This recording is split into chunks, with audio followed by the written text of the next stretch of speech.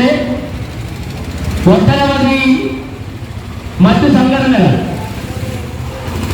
റെയിൽവേക്ക് പുറത്തു നിൽക്കുന്ന യുവജന വിദ്യാർത്ഥി കർഷക സംഘടനകളൊക്കെ തന്നെ മാർച്ചുകൾ സംഘടിപ്പിക്കുകയുണ്ടായി. DRU പ്രസ്ഥാനവും ഈ റെയിൽവേ സംവിധാനം നിലനിൽക്കണമെന്നും റെയിൽവേ സ്റ്റേഷനുകൾ വിൽക്കപ്പെടുമ്പോൾ ഇവിടുത്തെ സാധാരണക്കാരന്റെ ജീവിത സൗകര്യങ്ങളുടെ ഭാഗമായിട്ടുള്ള ദൈനംദിന പ്രവർത്തനങ്ങളുടെ ഭാഗമായിട്ടുള്ള റെയിൽവേ സ്റ്റേഷനിലേക്ക് പ്രവേശിക്കുന്നതിന് പോലും വിലക്ക് ഏർപ്പെടുന്ന ഒരു സ്ഥിതിവിശേഷം ഭാവിയിൽ ഉണ്ടാകുമെന്ന് മനസ്സിലാക്കിക്കൊണ്ടാണ് DRU CITU ഈ സമരത്തെ കാണുന്നത്. കേവലം തൊഴിലാളികളെ മാത്രം ബാധിക്കുന്ന ഒരു വിഷയമായിട്ടല്ല ഈ തൊഴിലാളി വർഗ പ്രസ്ഥാനം ഈ സമരത്തെ കാണുന്നത്. അതുകൊണ്ട് തന്നെയാണ് ഈ സമരത്തിൽ ഈ 3 ദിവസങ്ങളിലായി ഒട്ടനവധി സംഘടനകൾ ആവേശജനമായ അഭിവാദ്യങ്ങൾ അർപ്പിക്കുവാൻ തയ്യാറായിട്ടുള്ളത്.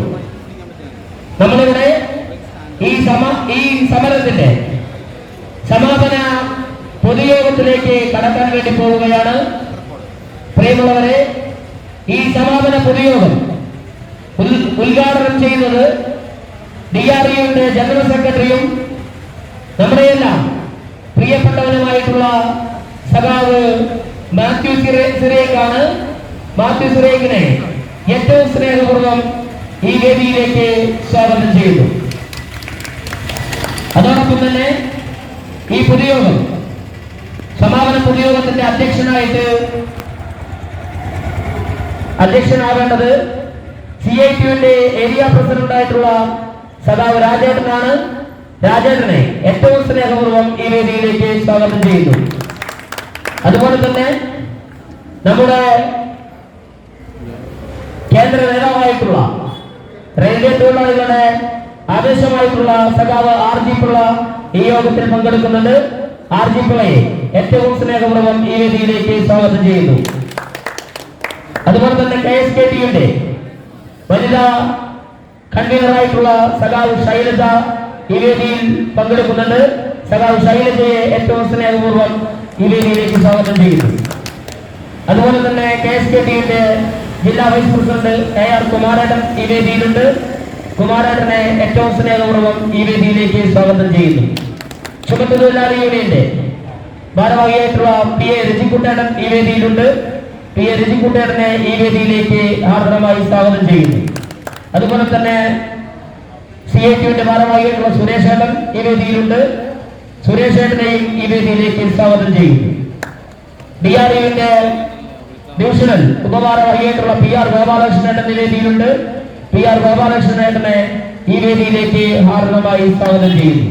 അതോടൊപ്പം തന്നെ DRUവിന്റെ ചാലക്കുടിയുടെ സെക്രട്ടറി ആയിട്ടുള്ള സജിത് വേണുഗോപാൽ, ട്രഷററായിട്ടുള്ള പ്രവീൺ, അതുപോലെ തന്നെ പ്രസിഡന്റായിട്ടുള്ള സുരേഷേട്ടൻ, തൃശൂർ മേഖലയുടെ ഭാരവാഹിയായിട്ടുള്ള സുധീഷ്, പ്രസിഡന്റായിട്ടുള്ള രജീഷ്, അതുപോലെ തന്നെ ആലുവ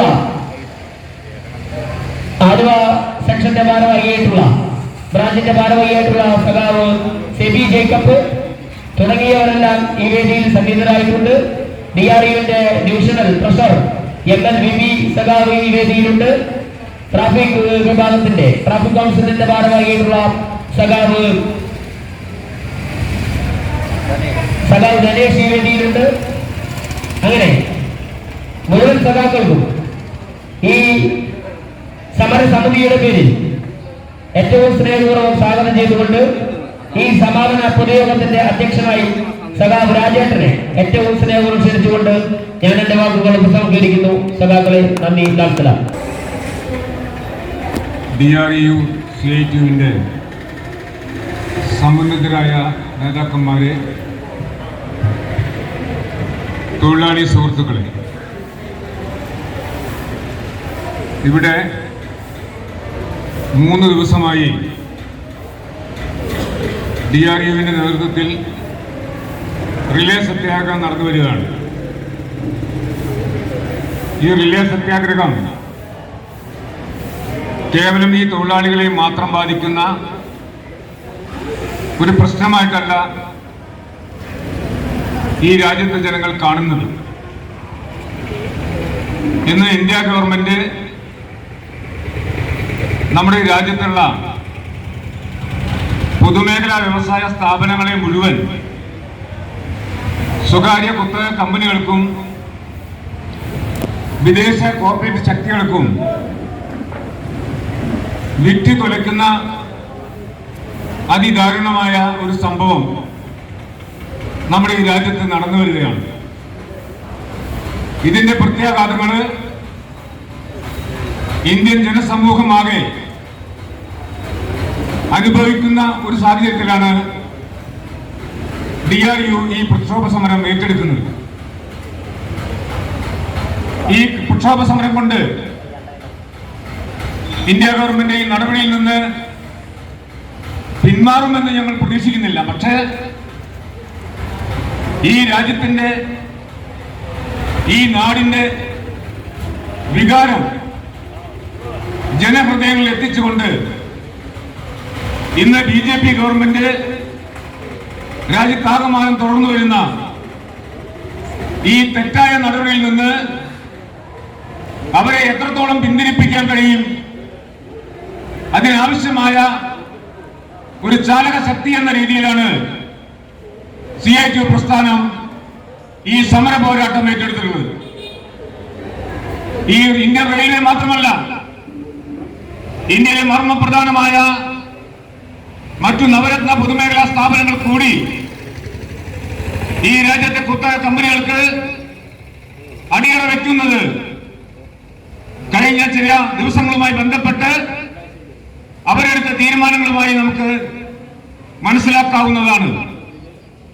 ഇന്ത്യയിലെ വ്യോമവിലാസ താവളങ്ങളെല്ലാം ഇന്ന് സ്വകാര്യ കുത്തക കമ്പനികൾക്ക് അത് എഴുതി കൊടുക്കാൻ തയ്യാറാകുന്ന ഒരു ദുഃഖകരമായ സാഹചര്യം നമ്മൾ കണ്ടുവരികയാണ്. ഇപ്പൊ തിരുവനന്തപുരത്തെ എയർഗ്രാം അത് അദാനിയുടെ കയ്യിലെത്തിക്കഴിഞ്ഞു. അത് മാത്രമല്ല, അതിനോടനുബന്ധിച്ച് വേറെ 6 എയർഗ്രാം അത് വിറ്റ് കഴിഞ്ഞു. ഇപ്പോൾ 21 കൂടി കമ്പോളത്തിൽ വച്ചിരിക്കുകയാണ്. അതുപോലെ തന്നെ ഇന്ത്യയിലെ പ്രതിരോധ രംഗത്ത് പ്രവർത്തിക്കുന്ന ഓർഡിനൻസ് ഫാക്ടറികൾ അതെല്ലാം കഷ്ടങ്ങളാക്കി വിൽക്കാൻ തയ്യാറായിക്കൊണ്ടിരിക്കുകയാണ്. അപ്പൊ ഈ രാജ്യത്തിന്റെ പരമസ്വാതന്ത്ര്യത്തെ പോലും അപകടപ്പെടുത്തുന്ന രീതിയിലുള്ള പ്രവൃത്തികളാണ് ഈ രാജ്യസ്നേഹികൾ എന്ന് പറഞ്ഞുകൊണ്ട് നമ്മൾ ഈ രാജ്യത്തെ കാർന്നു നിന്നുകൊണ്ടിരിക്കുന്നതെന്ന് നമുക്ക് കാണാൻ കഴിയേണ്ടതുണ്ട്. ഇന്ത്യൻ തൊഴിലാളികളാകെ ഇന്ന് സമരമുഖത്താണ് വിവിധ രംഗങ്ങളിൽ. ആ സമരങ്ങളെല്ലാം ഇന്ത്യ ഗവൺമെന്റിന്റെ തെറ്റായ നടപടിയുടെ ഭാഗമായിട്ടാണ് എന്ന് ഞാൻ സൂചിപ്പിക്കുകയാണ്. ആ നടപടികൾ തിരുത്തിയെടുക്കുന്നതിന് വേണ്ടി ഈ നടത്തപ്പെടുന്ന പ്രക്ഷോഭ സമരങ്ങളിൽ പങ്കുചേർന്ന മുഴുവൻ തൊഴിലാളി സുഹൃത്തുക്കളെയും CITU ഏരിയ കമ്മിറ്റിയുടെ പേരിൽ ഒരിക്കൽ കൂടി അഭിവാദ്യം ചെയ്തുകൊണ്ട് ഞാൻ എന്റെ വാക്കുകൾ ഉപസംഹരിക്കുന്നു. അഭിവാദ്യങ്ങൾ. ഈ സമാപന പൊതുയോഗം ഉദ്ഘാടനം ചെയ്യുന്നതിന് വേണ്ടി DRU CITU general secretary Mathew സിയേറ്റിനെ ക്ഷണിച്ചുകൊണ്ട് ഞാൻ എന്റെ വാക്കുകൾ ഉപസംഹരിക്കുന്നു. അഭിവാദ്യങ്ങൾ.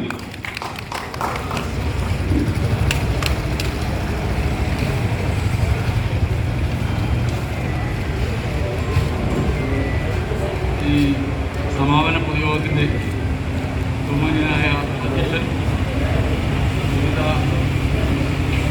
വർഗ വിഭജന സംഘടനകളുടെ നേതാക്കളെ അടുത്തേക്ക്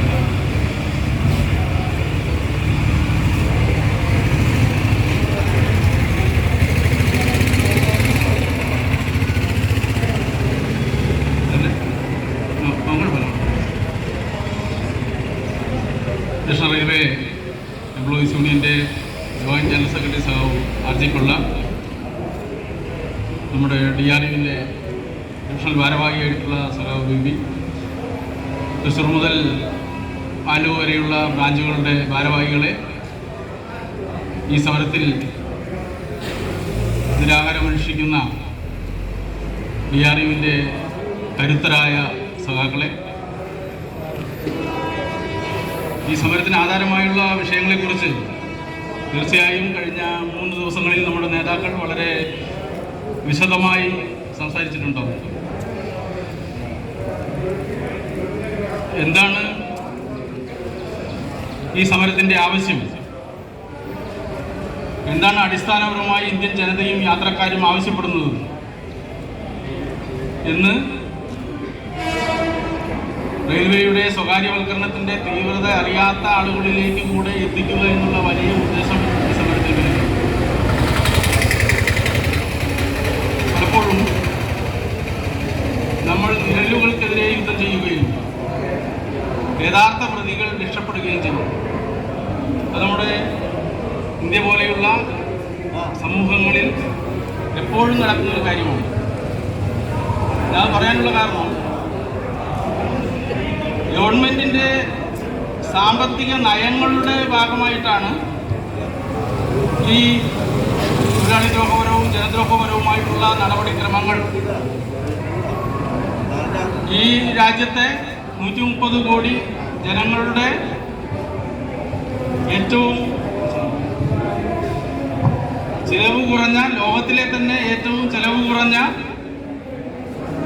ഈ റെയിൽവേയെ വിൽക്കുന്നത്. സ്വാഭാവികമായും ഗവൺമെൻറ്റിൻ്റെ നയങ്ങളുടെ ഫലമായി ഉണ്ടാകുന്ന ഇത്തരത്തിലുള്ള ദ്രോഹ നടപടികളെ റെയിൽവേ ഭരണകൂടം തന്ത്രപൂർവം റെയിൽവേ മേഖലയിൽ പ്രവർത്തിക്കുകയോ പ്രവർത്തിക്കാതിരിക്കുകയോ ചെയ്യുന്ന റെയിൽവേ യൂണിയനുകളുടെയും ഫെഡറേഷനുകളുടെയും തലയിലേക്ക് ഇടാനുള്ള ഒരു ശ്രമം നടത്തുന്നുണ്ട്. യഥാർത്ഥത്തിൽ ജനങ്ങളുടെ ശത്രുവായി വരുന്നത്, യാത്രക്കാരുടെ ശത്രുവായി വരുന്നത് രാജ്യം ഭരിക്കുന്ന UPA ഗവൺമെൻറ്റോ NDO ഗവൺമെൻറ്റോ ആണെങ്കിൽ പോലും യഥാർത്ഥ പ്രതിയെ മാറ്റി നിർത്തുകയും ഇതിനെ നിരന്തരം ചോദ്യം ചെയ്യുകയോ നിരന്തരം ഇതിനെതിരെ പ്രക്ഷോഭങ്ങൾ നടത്തുകയോ ചെയ്യുന്ന സംഘടനകളെയും മൗനം പുലർത്തുന്ന റെയിൽവേ സംഘടനകളെയും ഉൾപ്പെടെ അവരുടെ പിടിപ്പുകൾ കൊണ്ടാണ്, അല്ലെങ്കിൽ അവർ വേണ്ടത്ര രൂപത്തിൽ പ്രതികരിക്കാത്തത് കൊണ്ടാണ് ഇത്തരത്തിലുള്ള നയങ്ങളുടെ ഫലമായി ഉണ്ടാകുന്ന ജനദ്രോഹ നടപടികളെന്ന് തെറ്റിദ്ധരിപ്പിക്കുന്നത്. രാജ്യത്തുള്ള 2 ഫെഡറേഷനുകൾ, അതിന് പുറമെ വിവിധ അസോസിയേഷനുകൾ, നമ്മളെ പോലെയുള്ള ജനറൽ ട്രേഡ് യൂണിയൻ, അവരുടെ പോരായ്മ കൊണ്ടാണ് ഇതുണ്ടാകുന്നതെന്ന് അഡ്മിനിസ്ട്രേഷൻ തന്നെ പ്രചരണം നടത്തുകയും ചെയ്യുന്ന ഒരു സ്ഥിതിവിശേഷം നമ്മുടെ റെയിൽവേയിലുണ്ട്. അതുകൊണ്ടാണ് പ്രത്യേകം സഖാവ് ആർജിക്കുള്ള ഇരിക്കുമ്പോൾ എപ്പോഴും നമ്മൾ പറയാൻ ആഗ്രഹിക്കുന്ന ഒരു കാര്യം, നമ്മുടെ റെയിൽവേ സംഘടനകളുടെ, അത് കാസ്റ്റ് കൊണ്ട് വിഭജിക്കപ്പെട്ട സംഘടനകളാണെങ്കിലും കാറ്റഗറി കൊണ്ട് വിഭജിക്കപ്പെട്ട സംഘടനകളാണെങ്കിലും വേണ്ടത്ര കാര്യക്ഷമമായി പ്രവർത്തിക്കുകയോ പ്രവർത്തിക്കാതെ ഇരിക്കുകയോ ചെയ്യുന്ന ഫെഡറേഷനുകളാണെങ്കിലും 1974 ഐതിഹാസികമായ റെയിൽവേ പണിമുടക്കിൻ്റെ കാലഘട്ടത്തിലുണ്ടായിരുന്ന ഒരു ഐക്യത്തിലേക്ക് നമ്മുടെ റെയിൽവേ തൊഴിലാളികളെ കൊണ്ടുപോകാനുള്ള ഒരു ശ്രമം നമ്മുടെ ഭാഗത്തു നിന്നുണ്ടാവണം. തീർച്ചയായും CITUവിൻ്റെ കേന്ദ്ര കമ്മിറ്റി തന്നെ റെയിൽവേയിലെ 2 ഫെഡറേഷനുകൾക്ക് ARFനും NFIRനും അഡ്രസ് ചെയ്തുകൊണ്ട് ഇത്തരത്തിലുള്ള ഒരു സമരൈക്യത്തെ വളർത്തിക്കൊണ്ടുവരുവാൻ നിങ്ങൾ മുൻകൈയെടുക്കണമെന്ന് ആവശ്യപ്പെട്ടുകൊണ്ട് കത്തെഴുതിയിട്ടുണ്ട്. നമുക്കറിയാലോ, നമ്മുടെ രാജ്യത്തെ ജനങ്ങളുടെ ജീവിതം ഇല്ലാതാക്കുന്ന ഗവൺമെന്റിന്റെ നടപടികൾക്കെതിരെ രാജ്യത്തെ കേന്ദ്ര സംഘടനകൾ CITU, AITUC, INTUC, HMS തുടങ്ങിയ കേന്ദ്ര സംഘടനകൾ യോജിച്ച പോരാട്ടത്തിന്, ഐക്യത്തോടെയുള്ള സമരത്തിന്, ഭാരത ബന്ദിനടക്കം ആഹ്വാനം ചെയ്യുമ്പോഴും പലപ്പോഴും ഈ കേന്ദ്ര സംഘടനകളിൽ അംഗമായിട്ടുള്ള റെയിൽവേ സംഘടനകൾ സമരരംഗത്തേക്ക് ഇറങ്ങുവാൻ വൈമുഖ്യം കാണിക്കുകയാണ്. അതൊരു യാഥാർത്ഥ്യമാണ്. റെയിൽവേയിലെ എല്ലാ ആക്ടിവിറ്റീസും പെർമനന്റ് ആയിട്ടുള്ള സ്ഥിര സ്വഭാവമുള്ള ജോലിക്കാർ ചെയ്തിരുന്നതാണ്, ജീവനക്കാർ ചെയ്തിരുന്നതാണ്. എന്നാൽ നമ്മുടെ സാമ്പത്തിക നയങ്ങളിൽ 1991 മാറ്റമുണ്ടാകുമ്പോൾ ആദ്യം നോൺ കോർ ആക്ടിവിറ്റീസ്, റെയിൽവേന്റെ മലയാള ഭാഷയിൽ പറഞ്ഞാൽ അനുബന്ധ ജോലികൾ, പാഴ്സൽ കയറ്റി ഇറക്കുക, പെട്രോൾ കൊടുക്കുക, കമ്പിളി അലക്കുക, അതുപോലെയുള്ള അനുബന്ധ ജോലികളാണ് ആദ്യം റെയിൽവേയിൽ സ്വകാര്യവൽക്കരിച്ചത്. ആ സ്വകാര്യവൽക്കരണത്തെ എതിർക്കുന്ന CIT സംഘടന ആ തൊഴിലാളികൾക്ക് മിനിമം ശമ്പളം പോലും മിനിമം വേതനം പോലും കൊടുക്കാതിരിക്കുന്ന സാഹചര്യത്തിൽ ആ തൊഴിലാളികളെ CITന്റെ കൊടിക്കീഴിൽ കൊണ്ടുവന്ന് സംഘടന രൂപീകരിച്ച് നിയമങ്ങളുടെ വഴിക്കും അതുപോലെ തന്നെ പോരാട്ടങ്ങളുടെ വഴിക്കും അവർക്ക് വേണ്ട ആനുകൂല്യങ്ങൾ വാങ്ങിക്കൊടുത്ത റെയിൽവേയിലെ സംഘടനയ്ക്ക് കേരള സംസ്ഥാനത്ത് നേതൃത്വം കൊടുക്കുന്ന സഖാവ് RG പിള്ളയാണ് നമ്മളോട് കൂടെയുള്ളത്. അപ്പോൾ നമ്മൾ എന്തിനു എതിർക്കുന്നത്? ഈ തൊഴിലാളികളെയല്ല നമ്മൾ എതിർക്കുന്നത്. സ്ഥിരം സ്വഭാവമുള്ള ജോലികളെ, അനുബന്ധ ജോലികളായാലും കോർ ആക്ടിവിറ്റീസ് ആയാലും അത് സ്വകാര്യവൽക്കരിക്കുന്ന നയത്തെയാണ് നമ്മൾ എതിർക്കുന്നത്. 1974 ഐതിഹാസിക സമരത്തിന്റെ കാലഘട്ടത്തിൽ റെയിൽവേയിൽ 17 ലക്ഷം തൊഴിലാളികളുണ്ടായിരുന്നു. അപ്പോൾ നമ്മൾ വിളിച്ച മുദ്രാവാക്യം എങ്ങനെയാണ്? 14 ലക്ഷം തൊഴിലാളികളെയും അവരുടെ കുടുംബാംഗങ്ങളെയും രക്ഷിക്കാനുള്ള സമരമാണത് എന്നാണ് നമ്മൾ അന്ന് പറഞ്ഞിരുന്നത്. എന്നാൽ ക്രമേണ റെയിൽവേ തൊഴിലാളികളുടെ എണ്ണം 13 ലക്ഷത്തിലേക്ക് ചുരുങ്ങി. ഓടുന്ന വണ്ടികളുടെ എണ്ണത്തിൽ എന്തെങ്കിലും കുറവുണ്ടായിട്ടുണ്ടോ? റെയിൽവേയിലെ യാത്ര ചെയ്യുന്ന യാത്രക്കാരുടെ എണ്ണത്തിൽ എന്തെങ്കിലും കുറവുണ്ടായിട്ടുണ്ടോ? റെയിൽവേയുടെ വരുമാനത്തിൽ എന്തെങ്കിലും കുറവുണ്ടായിട്ടുണ്ടോ? അങ്ങനെയല്ല, അതൊരു പോളിസിയുടെ ഭാഗമാണ്. നിരവധി കമ്മീഷനുകൾ. എങ്ങനെ റെയിൽവേയെ സ്വകാര്യവൽക്കരിക്കാം, എങ്ങനെ റെയിൽവേയെ വിവിധ കോർപ്പറേഷനുകളായി കുത്തകകൾക്ക് എഴുതി കൊടുക്കാം എന്നുള്ള ഗവേഷണം രാജ്യത്തിനകത്തും രാജ്യത്തിന് പുറത്തും അങ്ങനെയാണ് നടത്തുന്നവരാണ് നമ്മുടെ ഭരണാധികാരികൾ. അതുകൊണ്ടാണ് 7ാം ശമ്പള കമ്മീഷൻ വന്നപ്പോൾ ആ ശമ്പള കമ്മീഷൻ നമ്മുടെ കേന്ദ്ര ഗവൺമെൻറ് ജീവനക്കാർക്ക് നൽകിയിട്ടുള്ള ഏറ്റവും മോശപ്പെട്ട ശമ്പള കമ്മീഷനാണ് 7ാം ശമ്പള കമ്മീഷൻ. അപ്പോൾ അതിനു മുമ്പ് ശമ്പള കമ്മീഷനെ നിയമിച്ച് വിവിധ രാജ്യങ്ങളിലെ റെയിൽവേ സംവിധാനങ്ങളെയും അവിടുത്തെ സേവന വേതന വ്യവസ്ഥകളെയും പഠിക്കുവാൻ കോടിക്കണക്കിന് രൂപയും അതുപോലെ തന്നെ സമയവും നഷ്ടപ്പെടുത്തിയതിന് ശേഷമാണ് നമ്മുടെ ഭരണഘടനയെ പോലും തോൽപ്പിക്കുന്ന വിധത്തിലുള്ള പേ കമ്മീഷൻ റിപ്പോർട്ട് സമർപ്പിക്കുക. അങ്ങനെ പേ കമ്മീഷൻ റിപ്പോർട്ട് ഏറ്റവും ഒടുവിലായി സമർപ്പിച്ചു കഴിഞ്ഞപ്പോൾ ധനകാര്യമന്ത്രി കമ്മീഷൻ ചെയർമാനോട് പറഞ്ഞത് ബാങ്കിങ് മേഖലയിൽ സേവന വേതന വ്യവസ്ഥകൾ പുതുക്കിയിട്ടുണ്ട്. അവർക്ക് 15% താഴെയുള്ള ശമ്പള വർധനവാണ് ഉണ്ടായിട്ടുള്ളത്. അതുകൊണ്ട് കേന്ദ്ര മേഖലയിലും റെയിൽവേ മേഖലയിലും 15% താഴെ നിൽക്കുന്ന വർധനവിന് ശുപാർശ ചെയ്യണമെന്നാണ് പറഞ്ഞത്. അപ്പം അങ്ങനെ നമ്മുടെ മന്ത്രി ആദ്യ ഒരു പ്രീ ഡിറ്റർമൈൻഡ് ബോർഡർ നിശ്ചയിച്ചിട്ടുണ്ടെങ്കിൽ ഒരു ശമ്പള കമ്മീഷൻ അതിൻ്റെ അംഗങ്ങൾ നമ്മുടെ ക്യാബിനറ്റ് സെക്രട്ടറിയുടെ റാങ്കുള്ള ഉദ്യോഗസ്ഥന്മാർ ഇവർ ലോകം മുഴുവൻ സഞ്ചരിച്ചുകൊണ്ട് കോടിക്കണക്കിന് രൂപ ചെലവഴിച്ചുകൊണ്ട് 2 വർഷത്തോളം സമയമെടുത്തുകൊണ്ട് ഒരു ശമ്പള കമ്മീഷൻ സമർപ്പിക്കേണ്ടതുണ്ടോ? അങ്ങനെയാണ് മാക്സിമം 14.3% വർധനമുള്ള ഒരു ശമ്പള കമ്മീഷൻ വന്നത്. ആ ശമ്പള കമ്മീഷനോടൊപ്പം റെയിൽവേ തൊഴിലാളികളെ, കേന്ദ്ര ഗവൺമെൻറ് ജീവനക്കാരെ അടിമകളാക്കുന്ന ഒരു ശുപാർശ കൂടെ വരികയുണ്ടായി. എന്താണ്? റെയിൽവേ തൊഴിലാളികളെ സംബന്ധിച്ചിടത്തോളം പലപ്പോഴും ഈ ആളെ കുറവുള്ളതുകൊണ്ട്, ഭീമമായ ഒഴിവുകൾ നിലനിൽക്കുന്നതുകൊണ്ട് വളരെ വിരളമായേ കേന്ദ്ര ഗവൺമെൻറ് മേഖലയിൽ പ്രൊമോഷനുകൾ ലഭിച്ചിരുന്നുള്ളൂ. അങ്ങനെ ഉള്ള ഒരു സാഹചര്യത്തിൽ നമ്മളെപ്പോലെയുള്ള യൂണിയനുകൾ ഹൈലൈറ്റ് ചെയ്തുകൊണ്ട് റെയിൽവേ ബോർഡിൻ്റെയും നമ്മുടെ കേന്ദ്ര മന്ത്രിസഭയുടെയും ശ്രദ്ധയിൽ ഈ വിഷയങ്ങൾ കൊണ്ടുവന്നതിൻ്റെ അടിസ്ഥാനത്തിൽ അഷ്വേർഡ് കാരിയർ പ്രോഗ്രഷൻ എന്നുള്ള ഒരു സംവിധാനം നമ്മുടെ മേഖലയിൽ കൊണ്ടുവന്നു. അതിനെ വീണ്ടും പേര് മാറ്റി മോഡിഫൈഡ് അഷ്വേർഡ് കാരിയർ പ്രോഗ്രഷനായി. എന്താ അതിൻ്റെ ഫലം? ഡെമോക്രസിൻ്റെ വാളപ്പോഴാണ് ആകാശത്ത് നിന്ന് തൂങ്ങി നമ്മുടെ തലയ്ക്ക് മുകളിൽ നിൽക്കുന്നത്. നിങ്ങൾക്ക് പ്രൊമോഷൻ മാത്രമല്ല, പ്രൊമോഷൻ ലഭിക്കാത്തത് കോമ്പൻസേറ്റ് ചെയ്യാനുള്ള അഷ്വേർഡ് കാരിയർ പ്രോഗ്രഷൻ നൽകണമെങ്കിൽ പോലും അതിന് മുമ്പുള്ള 3 വർഷങ്ങളിൽ അബാർ എന്ന് പറയുന്ന സംവിധാനത്തിൽ എന്ന് പറഞ്ഞാൽ നമ്മുടെ കോൺഫിഡൻഷ്യൽ റിപ്പോർട്ടിൽ വെരി ഗുഡ് എന്ന് രേഖപ്പെടുത്തിയിരിക്കണം. അങ്ങനെയാണ്. സ്വാഭാവികമായും റെയിൽവേ ഭരണകൂടത്തിൻ്റെയും രാജ്യ ഭരണകൂടത്തിൻ്റെയും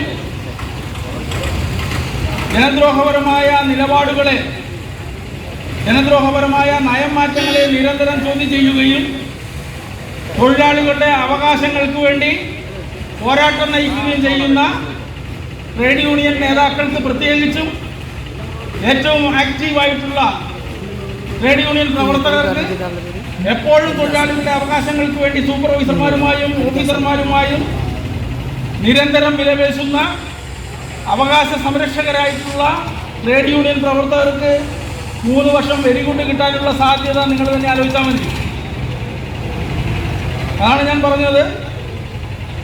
നമ്മുടെ മേഖലയിൽ കടന്നു വരുന്ന എല്ലാ ദ്രോഹ നയങ്ങളുടെയും ഉത്തരവാദിത്വം രാജ്യത്ത് UPA ഗവൺമെൻറ് ആയാലും NDA ഗവൺമെൻറ്, രണ്ടും തമ്മിൽ എന്താ വ്യത്യാസം? UPA ഗവൺമെൻറ്റും NDA ഗവൺമെൻറ്റും തമ്മിൽ നമ്മുടെ റെയിൽവേ സ്വകാര്യവൽക്കരണത്തെ സംബന്ധിച്ചിടത്തോളമുള്ള വ്യത്യാസം എന്താണ്? യഥാർത്ഥത്തിൽ ഒരു വ്യത്യാസം? നയങ്ങളിൽ, സാമ്പത്തിക നയങ്ങളിൽ എന്തെങ്കിലും വ്യത്യാസമുണ്ടോ? നമ്മുടെ രാജ്യത്തെ സാമ്പത്തിക സ്ഥാപനങ്ങളെ ജനങ്ങളുടെ സ്വത്തിനെ വിറ്റഴിക്കുന്നതിൽ ഭരണപക്ഷവും പ്രതിപക്ഷവും എപ്പോഴും ഒന്നാണ്. BJP നേതൃത്വം നൽകുന്ന NDA ഭരിക്കുമ്പോൾ അതിനോടൊപ്പം UPA നിൽക്കും. നമ്മുടെ രാജ്യത്തിലെ സാമ്പത്തിക സ്ഥാപനങ്ങളുടെ എത്ര ശതമാനം ഷെയർ വിൽക്കാമെന്നുള്ള തീരുമാനത്തിൽ അണ്ണനും തമ്പിയും ഒരുമിച്ച് തന്നെയാണ്. എന്നാൽ രണ്ടിലും വ്യത്യാസം, ഒന്ന് മൃദുവർഗീയത സമീപനത്തിൽ പോകുന്ന സഖ്യമാണ്, ഒന്ന് കടുത്ത വർഗീയ നിലപാടുകളുമായി മുന്നോട്ട് പോവുകയും RSSൻ്റെ അജണ്ട ഒരു ഭാഗത്തും അംബാനിയുടെ അജണ്ട വേറൊരു ഭാഗത്തും നടപ്പിലാക്കുകയും ചെയ്യുന്ന സംവിധാനമാണ്. ഇന്ന് നമ്മളിവിടെ ഇരിക്കുമ്പോൾ നമ്മൾ സഖാക്കളെല്ലാവരും രാജ്യത്തെ സ്നേഹിക്കുന്ന, ജനങ്ങളെ സ്നേഹിക്കുന്ന, കർഷകനെ സ്നേഹിക്കുന്ന നമ്മുടെ എല്ലാം മനസ്സുകളിൽ ദുഃഖത്തിൻ്റെ, വേദനയുടെ ഇടകലർന്ന സങ്കോചങ്ങളുണ്ട്. എന്തുകൊണ്ടാണ്? നമ്മെ അന്നമൂട്ടുന്ന കർഷകർ, നമ്മുടെ രാജ്യത്തിലെ യഥാർത്ഥ രാജ്യസ്നേഹികളായിട്ടുള്ള കർഷകന്മാർ, രാജ്യത്തിലെ അത്തരത്തിലുള്ള കർഷകരുടെ അവകാശങ്ങൾ സംരക്ഷിക്കണമെന്നാവശ്യപ്പെട്ടുകൊണ്ട്, ഗവൺമെൻറ്റിൻ്റെ നയങ്ങൾ തിരുത്തണമെന്നാവശ്യപ്പെട്ടുകൊണ്ട് 1 വർഷത്തോളമായി സമരത്തിലാണ്. അവരോട് ചേർന്ന് നിന്നുകൊണ്ട് തൊഴിലാളി സംഘടനകളും കർഷക തൊഴിലാളി സംഘടനകൾ തുടർച്ചയായി സമരങ്ങളിലും പ്രക്ഷോഭങ്ങളിലുമാണ്. അങ്ങനെയുള്ള ഒരു സമരമുഖത്തേക്കാണ് രാജ്യം ഭരിക്കുന്ന പ്രധാന കക്ഷിയുടെ മന്ത്രിയുടെ മകൻ വാഹന വ്യൂഹം ഓടിച്ചു കയറ്റുന്നത്. 4 പേർ അവിടെ വെച്ച് തന്നെയും, 4 പേരിൽ 3 പേർ ഈ വാഹനങ്ങൾ കയറിയും ഒരാൾ ആ ഗുണ്ടാ സംഘത്തിൻ്റെ വെടിയേറ്റും അവിടെ വെച്ച് മരിക്കുകയും മരണസംഖ്യ 8ന് മുകളിലേക്ക് പോയതാണ് ഇന്ന് ഉച്ച കഴിയുമ്പോൾ വാർത്ത വരുന്നത്. നമുക്ക് വേണ്ടി, നമ്മുടെ രാജ്യത്തിന് വേണ്ടി ഇങ്ങനെ ജീവൻ നഷ്ടപ്പെടുന്ന അവരാണോ? അല്ലെങ്കിൽ നാഴികയ്ക്ക് 40 വട്ടം രാജ്യസ്നേഹം പ്രസംഗിക്കുകയും ഓരോ നിമിഷത്തിലും രാജ്യത്തെ വിറ്റുകൊണ്ടിരിക്കുകയും ചെയ്യുന്നവരാണോ രാജ്യസ്നേഹികളെന്ന് ഇവിടുത്തെ നല്ലവരായ നാട്ടുകാരും യാത്രക്കാരും ജീവനക്കാരും തൊഴിലാളികളും എല്ലാവരും കൃത്യമായി തിരിച്ചറിയാൻ തയ്യാറാകണമെന്നാണ് വളരെ വിനയത്തിൻ്റെ ഭാഷയിൽ എനിക്ക് അഭ്യർത്ഥിക്കാനുള്ളത്. തീർച്ചയായും ഈ സമരത്തിൽ പങ്കെടുക്കുന്ന രാജ്യസ്നേഹികളായ കരുത്തന്മാരായ സഖാക്കളുടെ പേരിൽ കർഷക സമരവുമായി ബന്ധപ്പെട്ടുകൊണ്ട് മരണപ്പെട്ട നമ്മുടെ സഹോദരങ്ങളുടെ ജീവത്യാഗത്തെ വളരെ വൈകാരികമായി വലിയ വിഷമത്തോടും കൂടി മനസ്സിലാക്കിക്കൊണ്ട് അവർക്ക് ഈ സമരസഖാക്കളുടെ നാഷണൽ റെയിൽവേ എംപ്ലോയീസ് യൂണിയൻ്റെ CITUവിൻ്റെ ആദരാഞ്ജലികൾ അർപ്പിക്കുകയാണ്. ഈ റെയിൽവേ സ്വകാര്യവൽക്കരണത്തിനുള്ള സമരങ്ങളെക്കുറിച്ച് പറയുമ്പോൾ നമ്മുടെ സദേൺ റെയിൽവേയിൽ അതിനെതിരെ ഏറ്റവും വലിയ മുന്നേറ്റം അനുബന്ധ സംവിധാനങ്ങളെ സ്വകാര്യവൽക്കരിക്കുന്ന കാലത്ത് തന്നെ ഉണ്ടായി. ആ ഏറ്റവും വലിയ പ്രക്ഷോഭത്തിന് നേതൃത്വം നൽകിയ സഖാവ് ആർജിപ്പിള്ള നമ്മോട് കൂടെയുണ്ട്. 74-ലെ സമരത്തിൽ പങ്കെടുത്ത സഖാവ് ആർജിപ്പിള്ള നമ്മോട് കൂടെയുണ്ട്. തൊഴിലാളികളുടെ അവകാശങ്ങൾക്ക് പോരടിച്ച് സമരങ്ങൾക്ക് നേതൃത്വം നൽകിയതിൻ്റെ പേരിൽ ട്രേഡ് യൂണിയൻ ആക്ടിവിറ്റീസിൻ്റെ ചെറിയ ഇഴകൾ പിടിച്ചുകൊണ്ട് സർവീസിൽ നിന്ന് പിരിച്ചുപോയ സഖാവ് ആർജിപ്പിള്ള നമ്മുടെ കൂടെയുണ്ട്. സഖാവിൻ്റെ നേതൃത്വത്തിൽ യൂണിയൻ്റെ കേന്ദ്ര കമ്മിറ്റിയുടെ തീരുമാനപ്രകാരം ജസ്റ്റിസ് VR കൃഷ്ണയ്യരെ പങ്കെടുപ്പിച്ചുകൊണ്ട് ആണ് നമ്മുടെ രാജ്യത്ത് റെയിൽവേ സ്വകാര്യവൽക്കരണത്തിനെതിരെയുള്ള ആദ്യത്തെ ഏറ്റവും വലിയ സമരം എറണാകുളത്ത് നടന്നത്. ഒരുപക്ഷെ നമ്മുടെ വർക്കേഴ്സിൻ്റെ റെയിൽവേയിലെ വർക്കേഴ്സിൻ്റെ കോമ്പോസിഷനിൽ ചെറിയ മാറ്റമുണ്ട്. ഇപ്പം പണ്ടത്തെ പോലെയല്ല. 100% തൊഴിലാളികളെ എടുത്താൽ നമ്മൾ പറഞ്ഞു 13 ലക്ഷമാണ് നമ്മുടെ സംഖ്യ എന്ന് പറഞ്ഞു. ഏറ്റവും ഒടുവിൽ സഖാവ് ഇളമരം കരീമിന് കൊടുത്ത ഒരു മറുപടിയിൽ റെയിൽവേയിൽ 3 ലക്ഷം ഒഴിവുകളുണ്ട്. അപ്പോൾ എത്രയാണ് നമ്മളുള്ളത്? 10 ലക്ഷം പേരാണുള്ളത്. പിന്നെ ഗവൺമെൻറ്റിൻ്റെ പോളിസി എന്താണ്? 2 വർഷം ഒഴിഞ്ഞു കിടക്കുന്ന തസ്തിക അതൊരു അവശ്യ തസ്തികയല്ല. അത് സേഫ്റ്റി മേഖലയിലായാലും അല്ലാത്ത മേഖലയിലായാലും അങ്ങനെ 2 വർഷം ഒഴിഞ്ഞു കിടന്നാൽ അതിലെ 50% തസ്തികകൾ നേരിട്ട് സറണ്ടർ ചെയ്യാം. വലിയ സർക്കുലറിൻ്റെ പഠനത്തിൻ്റെ ഒന്നും ആവശ്യമില്ല. 2 വരി ലൈൻ മതി. അങ്ങനെയാണ് സ്ഥിതിയുള്ളത്. അപ്പം 1.5 ലക്ഷം ഇപ്പം കൊഴിയും. പിന്നെ 1.5 ലക്ഷത്തിൻ്റെ കൂടെ എങ്ങനെയാണ് നമ്മുടെ രാജ്യം എങ്ങനെ മുന്നോട്ട് പോയിക്കൊണ്ടിരിക്കുന്നത്? ഒരു അപ്രഖ്യാപിത അടിയന്തരാവസ്ഥയിലൂടെയാണ് നമ്മുടെ രാജ്യം പോയിക്കൊണ്ടിരിക്കുന്നത്.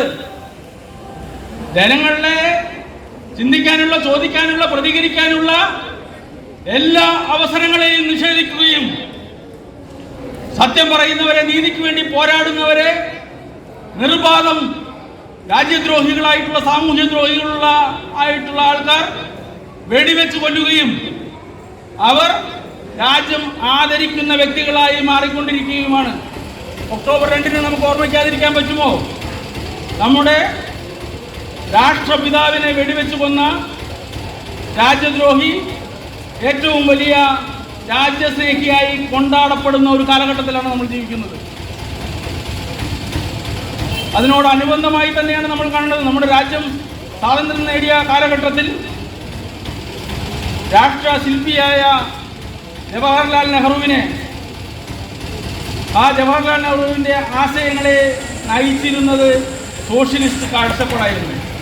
100% സോഷ്യലിസ്റ്റ് അല്ലെങ്കിലും ഒരു സോഷ്യലിസ്റ്റ് കാഴ്ചപ്പാടായിരുന്നു.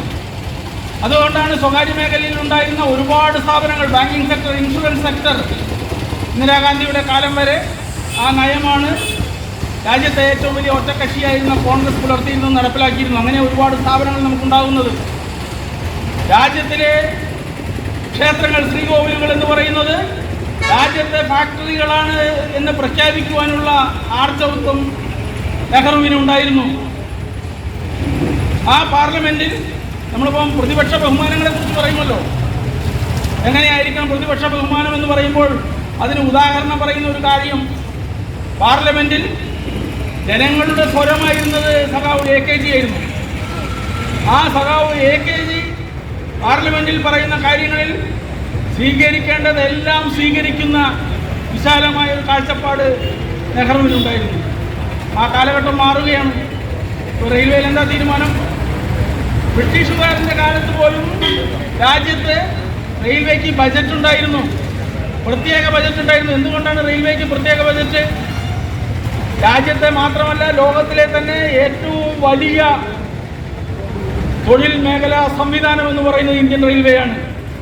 ലോകത്തിലെ തന്നെ ഏറ്റവും കൂടുതൽ യാത്രക്കാരെ കൊണ്ടുപോകുന്ന 3 കോടിയോളം ജനങ്ങളുടെ ജീവിതത്തിൻ്റെ വെളിച്ചമായി നിൽക്കുന്നത് നമ്മുടെ റെയിൽവേയാണ്.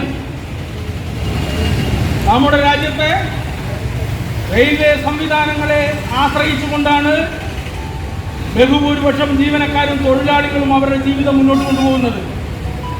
അതിൻ്റെ ഭാഗമായി റെയിൽവേ ഏകദേശം 40,000 കോടി രൂപയുടെ സൗജന്യങ്ങളാണ് നൽകുന്നത്. പല പല ഹെഡുകളിൽ ഏറ്റവും ഒടുവിലായി നമ്മുടെ നഗരങ്ങളിൽ ജീവിക്കുക എന്നുള്ളത്, ഒരു വീട് കിട്ടുക എന്നുള്ളത്, ഒരു റൂം കിട്ടുക എന്നുള്ളത് പോലും വളരെ വിഷമകരമായ ഒരു കാലഘട്ടത്തിൽ ഗ്രാമങ്ങളിൽ നിന്ന് നഗരങ്ങളിലേക്ക് ചേക്കേറുന്ന, ജോലിക്ക് വേണ്ടി വരുന്ന, വേലയ്ക്ക് വേണ്ടി വരുന്ന തൊഴിലാളി സുഹൃത്തുക്കൾക്ക് 25 രൂപയ്ക്ക് ഇസ്സത്ത് എന്ന പേരിലുള്ള ഒരു ടിക്കറ്റ് എടുത്തുകൊണ്ട് നഗരങ്ങളിലെ ജോലി ചെയ്ത് തനിക്ക് കിട്ടുന്ന മിനിമം വേജസ് അവിടെ ഇല്ല. നോർത്തിലൊന്നും മിനിമം വേജസ് കേരളത്തിൽ നടപ്പിലാക്കിയിട്ടുള്ളൂ, ബാക്കി കടലാസിൽ മാത്രമേ ഉള്ളൂ. അത് ഇവിടുത്തെ കേരളത്തെ നിരന്തരം അപമാനിക്കാൻ ശ്രമിക്കുന്ന രാഷ്ട്രീയ നേതൃത്വം അത് മനസ്സിലാക്കണമെന്നാണ് നമുക്ക് പറയാനുള്ളത്. അങ്ങനെയുള്ള തൊഴിലാളികൾക്ക് മാസത്തിൽ 25 രൂപ കൊണ്ട് തൊഴിൽ സ്ഥലത്ത് പോയി തൊഴിലെടുത്ത് തനിക്ക് കിട്ടുന്ന കൂലി ആ കുടുംബത്തിൻ്റെ നന്മയ്ക്കായി വിനിയോഗിക്കാൻ കഴിയുന്ന സംവിധാനം ഉണ്ടായിരുന്നു. നമ്മുടെ രാജ്യത്തെ സീനിയർ സിറ്റിസൺസ് അവരുടെ ജീവിതത്തിൻ്റെ ഏറ്റവും സമ്പന്നമായ 60 വർഷങ്ങൾ ഈ രാജ്യസേവനത്തിന് വേണ്ടി നൽകിയിട്ടുള്ളതാണ്. അവർക്ക് കൺസെഷൻ കൊടുക്കാൻ തീരുമാനം, അതുപോലെ സ്പോർട്സിൽ പങ്കെടുക്കുന്നവർക്ക്, പത്രപ്രവർത്തകർക്ക്, ബ്ലൈൻഡ് ആയിട്ടുള്ള ആൾക്കാർക്ക്, ക്യാൻസർ രോഗികൾക്ക്, ക്ഷയരോഗികൾക്ക്, വിദ്യാർത്ഥികൾക്ക് എല്ലാം റെയിൽവേ ഇളവ് കൊടുത്തുകൊണ്ടിരിക്കുകയാണ്. സ്വാഭാവികമായും റെയിൽവേ കൊടുക്കുന്ന 40,000 കോടി രൂപയുടെ മുഴുവൻ ഭാഗവും മറ്റ് രാജ്യങ്ങളിൽ, പ്രത്യേകിച്ച് ചൈനീസ് റെയിൽവേ പോലെയുള്ള, ഈവൻ ഇംഗ്ലണ്ടിലെ റെയിൽവേ വരെയുള്ള, അർജന്റീനയുടെ സഖാവ് വളരെ വിശദമായി ഇതിനെക്കുറിച്ച് പഠനം നടത്തിയാണ് സംസാരിച്ചിട്ടുണ്ടാകുമെന്ന് ഞാൻ വിചാരിക്കുന്നു. സഖാവ് അറിഞ്ഞിട്ടുള്ള അതവിടെ ഗവൺമെൻറ്റാണ് വഹിക്കുന്നത്. എന്നാൽ ഇന്ത്യൻ റെയിൽവേയിൽ ഒരു ഫെഡറേഷനോടും ആലോചിക്കാതെ, ഒരു യൂണിയനുമായും ചർച്ച നടത്താതെ, പാർലമെന്റിന്റെ ഉള്ളിൽ ചർച്ച നടത്താതെ, രാജ്യത്തെ ഏറ്റവും വലിയ സ്ഥാപനമായിട്ടുള്ള, സർക്കാർ സ്ഥാപനമായിട്ടുള്ള റെയിൽവേയിൽ 100% FTI ഏർപ്പെടുത്താനുള്ള തീരുമാനം ഗവൺമെന്റ് ഏകപക്ഷീയമായി എടുത്തു. അപ്പോൾ എന്താ വരാൻ പോകുന്നത്? അപ്പോൾ വരാൻ പോകുന്നത് എല്ലാം PPPകളാണ്. അത് ആദ്യം PP ഉണ്ടായിരുന്നുള്ളൂ. എങ്ങനെയാണ് PP തുടങ്ങിയത്? മാരുതിയിലൂടെയാണ്. ആ നയമാറ്റത്തിൻ്റെ ആദ്യ കാലഘട്ടങ്ങളിൽ അതിൻ്റെ പകുതി രാജ്യവും പകുതി സ്വകാര്യ വ്യക്തി എന്ന് പറഞ്ഞാൽ വിദേശ സ്വകാര്യ കുത്തക. അപ്പോൾ നമ്മുടെ രാജ്യത്ത് ഈ 100% FDI നടപ്പിലാക്കാനുള്ള കാര്യങ്ങൾ എന്താണ് നടത്തേണ്ടത്? ഒന്നുകിൽ കടലാസിൽ മാത്രമുള്ള ഒരു ഓർഗനൈസേഷന് ഫോം നൽകുക, ലെറ്റർ ഹെഡ് മാത്രം മതി. ഇപ്പോൾ അങ്ങനെയുള്ള കാര്യങ്ങൾ നടക്കുന്നത്. അല്ലെങ്കിൽ ഏതെങ്കിലും ഇതുപോലെയുള്ള വിദേശ കമ്പനികളുമായി ടൈപ്പ് ചെയ്ത് ലാഭം ചെയ്ത് അവരുടെ പേര് മാത്രം. അപ്പം അങ്ങനെ രാജ്യത്തും ലോകത്തും കാര്യങ്ങൾ നടന്നുകൊണ്ടിരിക്കുന്നത്. അങ്ങനെയുള്ളവർക്ക് റെയിൽവേ മേഖലയിൽ 100% മുതൽ മുടക്കാനുള്ള, സ്ഥാപനം മുഴുവനായി നൽകാനുള്ള തീരുമാനം ഗവൺമെന്റിന്റെ ഭാഗത്തുനിന്ന് ഏകപക്ഷീയമായി ഉണ്ടായിരിക്കുകയാണ്. നമ്മളുടെ യൂണിയൻ ഒഴിച്ച് വേറെ ഏതെങ്കിലും യൂണിയൻ ആ ഒരു വിഷയം വലിയ രീതിയിൽ രാജ്യത്ത് ഉയർത്തിക്കൊണ്ടൊന്നും പറയാൻ പറ്റില്ല. പക്ഷെ നമ്മൾ ചെറിയ യൂണിയനാണ്. ഈ ചെറിയ യൂണിയൻ സദേൺ റെയിൽവേയിൽ മാത്രമുള്ള യൂണിയന്റെ പരിധിയിൽ നിന്നുകൊണ്ട് AR പോലെയുള്ള ഫെഡറേഷനുകളെ, NFIR പോലെയുള്ള ഫെഡറേഷനുകളെ ഇത്തരത്തിലുള്ള രാജ്യദ്രോഹപരമായ നടപടികൾക്കെതിരെ ചെറുത്തുനിൽപ്പിന്റെ വലിയ ഐക്യവും പോരാട്ടവും ഉണ്ടാക്കാൻ നമ്മൾ പലപ്പോഴും ശ്രമം നടത്തിയിട്ടുണ്ട്. അതുകൊണ്ടാണ് ഓണസംഘ മുദ്രാവാക്യമാണെങ്കിൽ ഇപ്പം റെയിൽവേ മേഖലയെക്കുറിച്ച് പറയുമ്പോൾ റെയിൽവേയിൽ സൂര്യൻ ഉദിക്കുന്നത് തെക്ക് നിന്നാണ്. എന്തുകൊണ്ടാണ്? ഏറ്റവും വലിയ രാജ്യസ്നേഹികളായ ജീവനക്കാരുള്ള സംവിധാനം ദക്ഷിണ റെയിൽവേയിലാണ്. അതുകൊണ്ടാണ് 74-ലെ സമരത്തിൻ്റെ ശിരസ് കേരളവും സദേൺ റെയിൽവേയും ആകുന്നത്. ARF വലിയ രൂപത്തിൽ ആ സമരങ്ങളിൽ പങ്കെടുത്തെങ്കിലും നമ്മുടെ ഈ ഡിവിഷൻ്റെ ഉദാഹരണം പറഞ്ഞാൽ നമ്മുടെ കേരളത്തിൻ്റെ വടക്ക് മംഗലാപുരത്ത് 74-ലെ പണിമുടക്ക് വരുമ്പോൾ 100% പണിമുടക്ക് നടന്ന സ്ഥലമാണ് നമ്മുടെ മംഗലാപുരം. നമുക്ക് അഭിമാനിക്കാവുന്നതാണ്.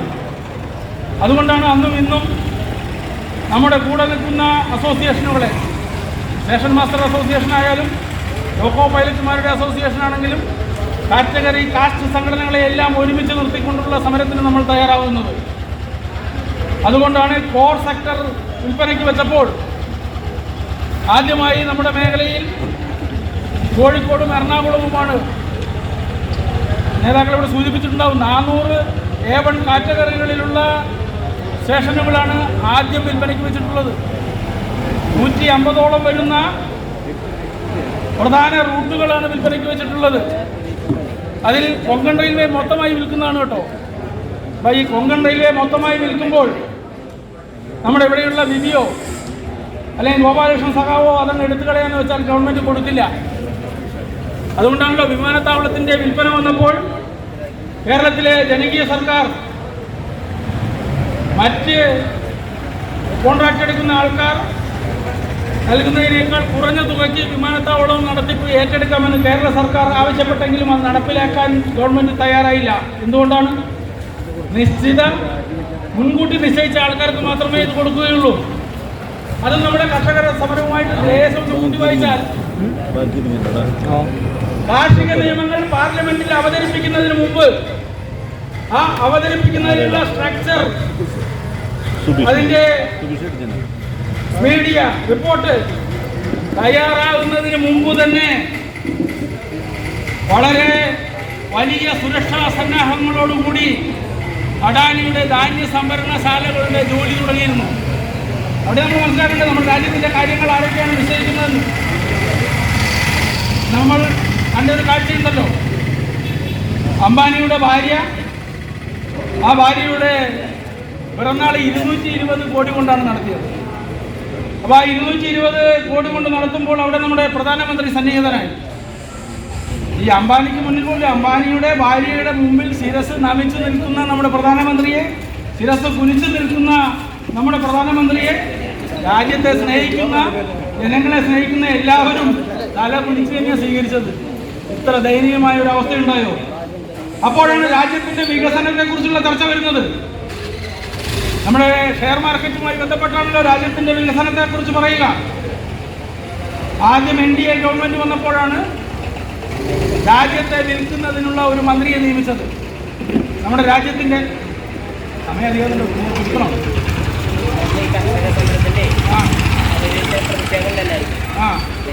ഓ അല്ല, ഞാൻ വേറെ എങ്ങനെ കഴിഞ്ഞിട്ട് എനിക്കറിയില്ല ഉദ്ദേശിക്കുന്നത് പറഞ്ഞിട്ടുണ്ടോ. അപ്പൊ അങ്ങനെ നമ്മുടെ രാജ്യത്തെ വിവേക് ദേബ്രോയിയാണ് നമ്മുടെ റെയിൽവേയെ വിറ്റുതുലയ്ക്കാനുള്ള ബ്ലൂ പ്രിന്റ് തയ്യാറാക്കിയത്.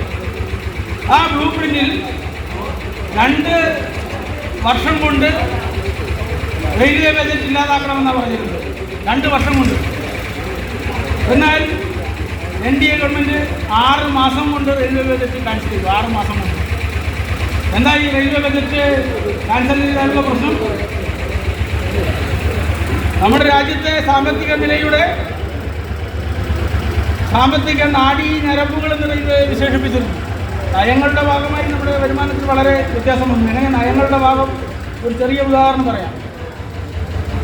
പണ്ട് എല്ലാ ചെറിയ സ്റ്റേഷനുകളിലും ഹാൾട്ടിൽ വരെ വണ്ടികൾ നിർത്തുന്നിടത്തെല്ലാം പാഴ്സൽ ബുക്കിംഗ് ഉണ്ടായിരുന്നു.